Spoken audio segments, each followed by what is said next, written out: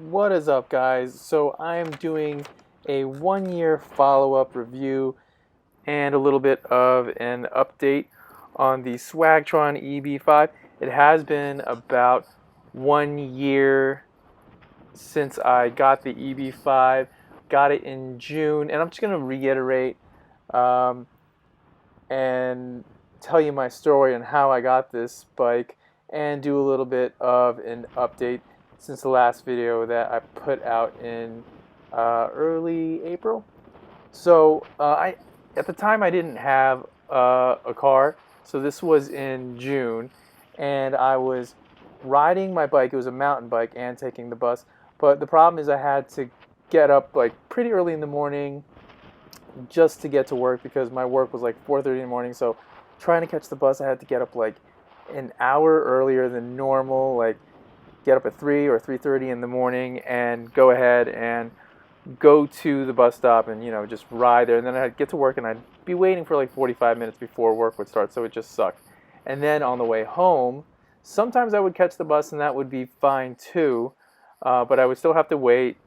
And there were a couple times I actually rode my bike home, and that took more than an hour, but probably took about an hour and like 10 minutes. And in the humid, hot Jersey summer day, it's just, horrendous.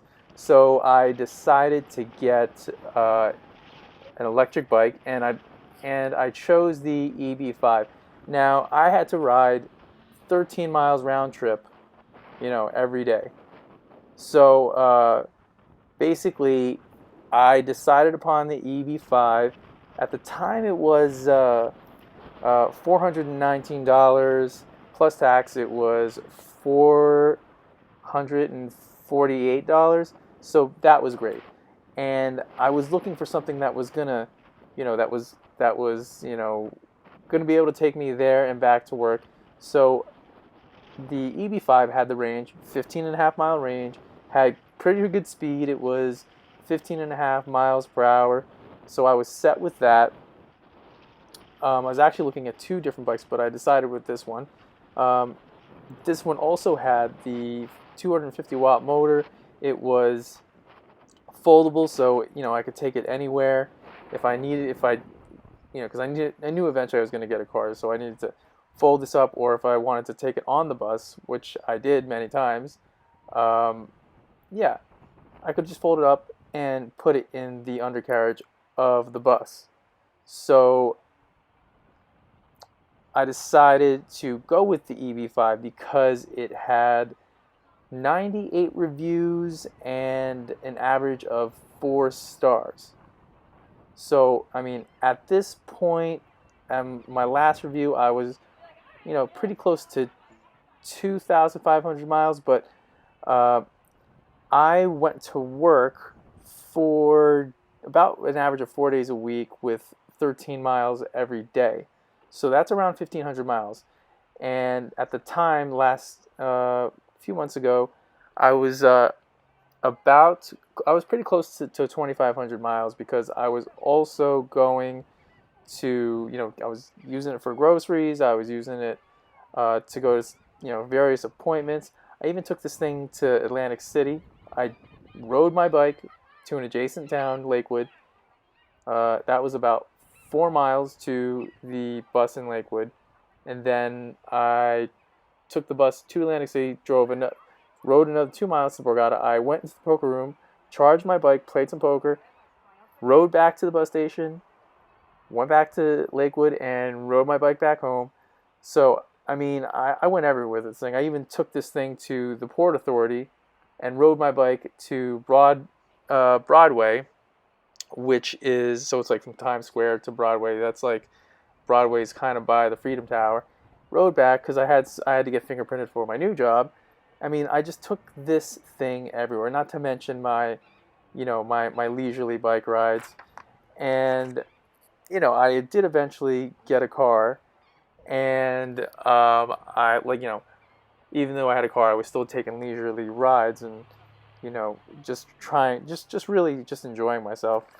And I'd have to say that I might have to make a little bit of a correction from last time, because last time I said there was about 30% battery degradation, but you know, and the winter does have something to do with that. But now that it's the summer, I think maybe I might have been a little bit hasty. It's probably more like 20 or maybe even less.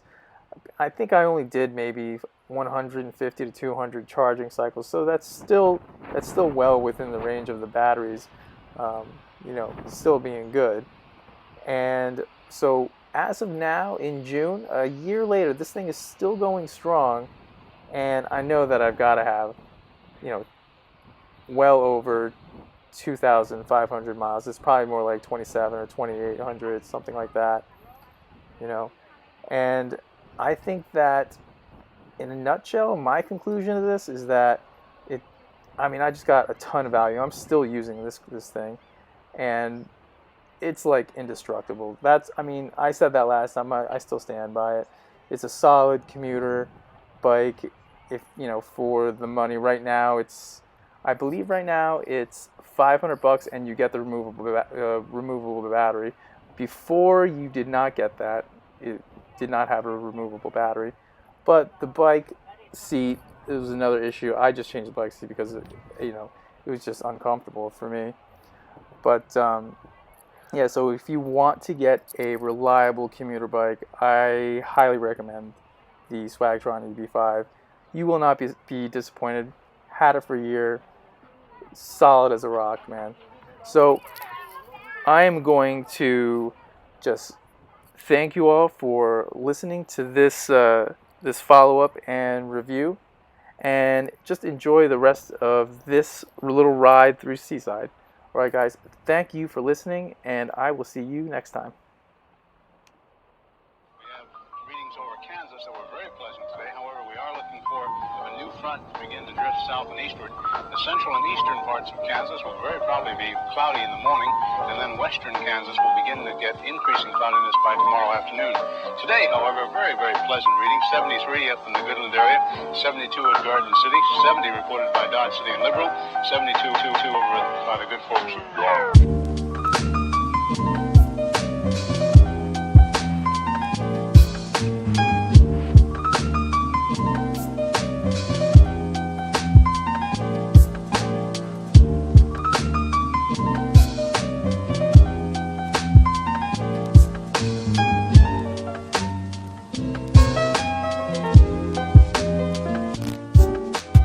And in the Ponca City Blackwell area, 68 degrees today.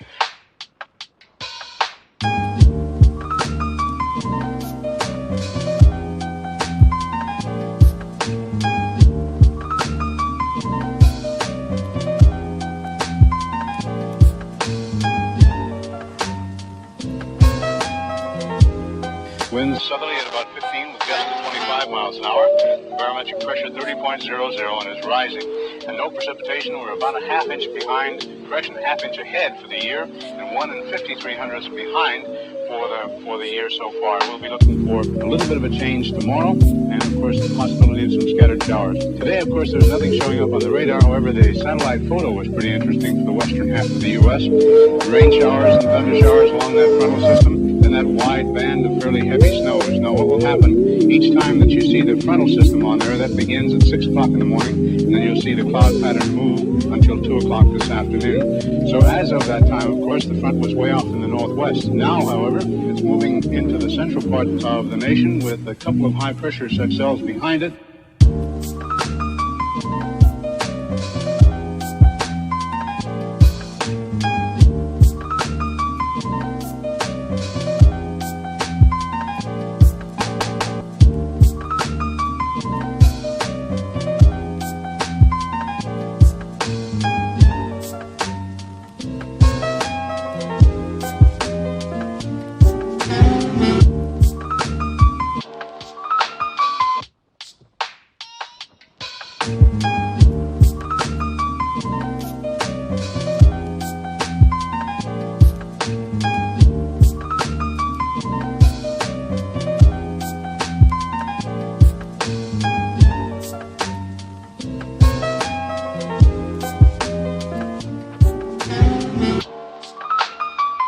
Cells behind it, and a few pockets of low pressure, and fairly heavy band of rain showers and snow all the way from the eastern portions of Montana down to western sections of Nevada. And of course the massive high.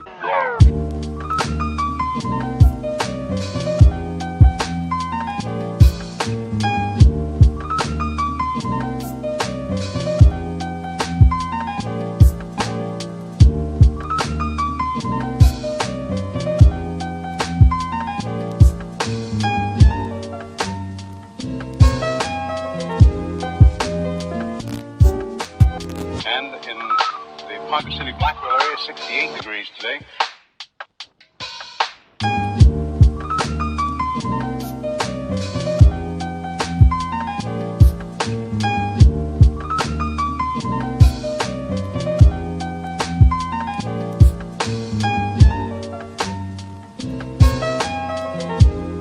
Winds southerly at about 15 with gusts of 25 miles an hour.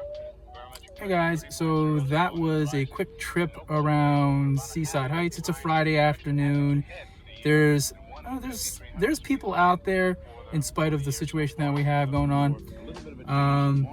So I will leave a link in the description to this town and also to all the other stuff that you can find in the description. All right, guys, thanks for watching, and I'll see you next time. System and that wide band of fairly heavy snows. Now what will happen each time that you see the frontal system on there, that begins at 6 o'clock in the morning, and then you'll see the cloud pattern move until 2 o'clock this afternoon. So as of that time, of course, the front was way off in the northwest. Now, however, it's